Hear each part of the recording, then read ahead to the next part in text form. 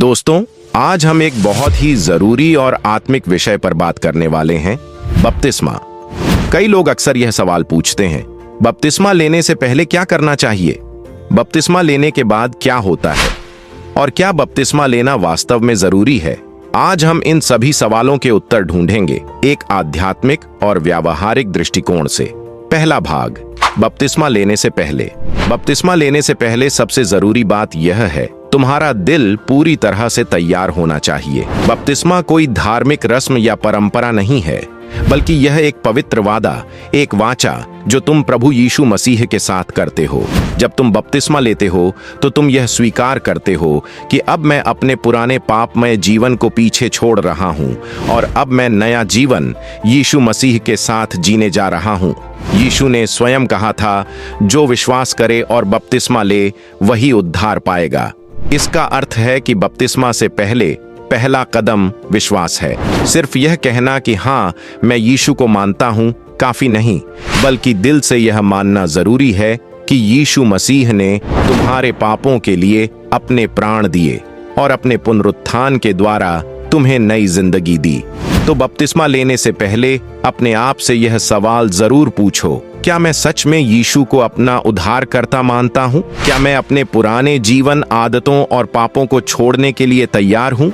क्योंकि बपतिस्मा सिर्फ पानी में डूबना नहीं होता, बल्कि यह तुम्हारे पुराने मनुष्य का दफन और नए जीवन का पुनर्जन्म होता है। दूसरा भाग, बपतिस्मा के समय क्या होता है? जब तुम बपतिस्मा लेते हो, वह पल बाहर से तो एक साधारण क्रिया लग सकता है, परंतु अंदर से यह पूरी आत्मा को नया कर देता है। जैसे पानी तुम्हारे शरीर को ढक लेता है, वैसे ही प्रभु की कृपा और दया तुम्हारे पापों को ढक लेती है। जब तुम पानी से ऊपर उठते हो, तब तुम एक नए इंसान के रूप में जन्म लेते हो, पवित्र, क्षमा किए गए और नए नाम के साथ परमेश्वर का संतान। यह वह क्षण होता है जब यीशु स्वयं कहता है, अब तू मेरा है। उस पल स्वर्ग आनंदित होता है, क्योंकि एक आत्मा ने अंधकार से निकलकर ज्योति में कदम रखा है। तीसरा भाग, बपतिस्मा के बाद क्या होता है? अब बात करते हैं, बपतिस्मा के बाद क्या होता है? कई लोग सोचते हैं कि बपतिस्मा के बाद जीवन आसान हो जाएगा, परंतु वास्तव में वहीं से सच्चे विश्वास का सफर शुरू होता है। अब शैतान तुम्हें गिराने की और कोशिश करेगा, क्योंकि अब तुमने यीशु के मार्ग पर चलना चुन लिया है। लेकिन याद रखना, अब तुम अकेले नहीं हो। अब पवित्र आत्मा तुम्हारे अंदर निवास करती है। अब तुम्हारे विचार शुद्ध होने लगते हैं, तुम्हारे शब्दों में प्रेम और विनम्रता आने लगती है और तुम्हारे कर्म परमेश्वर की इच्छा के अनुसार होने लगते हैं। अब तुम्हारा हर दिन एक परीक्षा बन सकता है, पर हर दिन यीशु तुम्हारे साथ चलता है। बपतिस्मा के बाद सीखो प्रभु की आवाज को पहचानना और उसकी इच्छा में चलना। चौथा भाग, क्या बपतिस्मा लेना जरूरी है? अब यह प्रश्न आता है, क्या बपतिस्मा लेना वास्तव में जरूरी है? उत्तर है हाँ, बिल्कुल जरूरी है, क्योंकि यह यीशु मसीह की आज्ञा है। खुद प्रभु यीशु ने भी बपतिस्मा लिया था, हालांकि उन्होंने कभी कोई पाप नहीं किया था। उन्होंने हमें एक उदाहरण दिया कि अगर वह पवित्र और निष्पाप होकर भी बपतिस्मा ले सकते हैं, तो हम क्यों नहीं?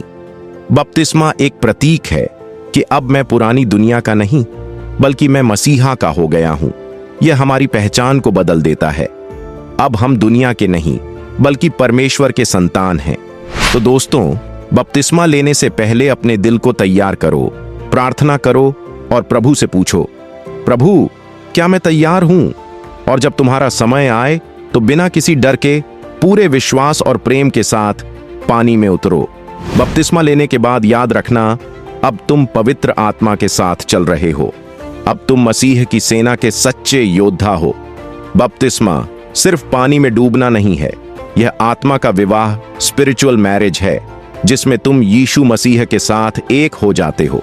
यह दुनिया के सामने एक घोषणा, डिक्लेरेशन है कि अब मैं यीशु के पक्ष में हूं।